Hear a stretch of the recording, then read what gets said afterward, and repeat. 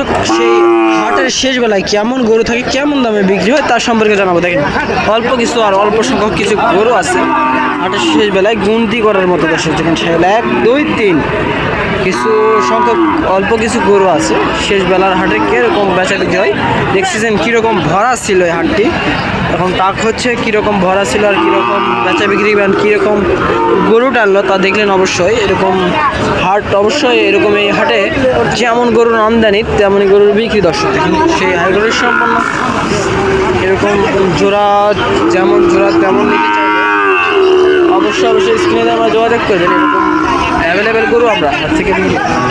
দর্শক কেমন ভরপুর গরু ছিল আর কেমন গরু বিক্রয় হয়ে গেল।